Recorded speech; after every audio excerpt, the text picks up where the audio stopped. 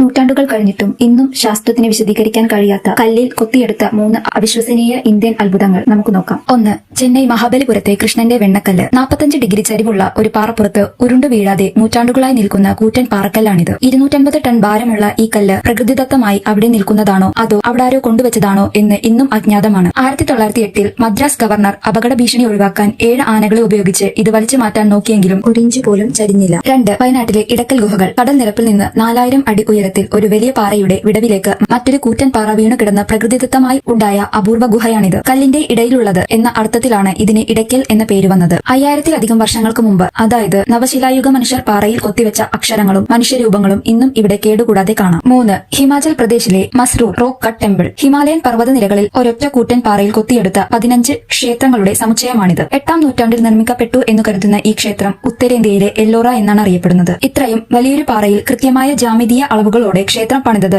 ഇന്നും ഒരു വാസ്തുവിദ്യാ വിസ്മയമായി തുടരുന്നു. ഈ 3 വിസ്മയങ്ങളിൽ നിങ്ങളെ ഏറ്റവും കൂടുതൽ അത്ഭുതപ്പെടുത്തിയത് ഏതാണ്? താഴെ കമന്റ് ചെയ്യൂ. ചരിത്രത്തിലെ ഇതുപോലുള്ള അപൂർവ കഥകൾക്കായി origin stories Malayalam channel subscribe ചെയ്യാൻ മറക്കരുത്.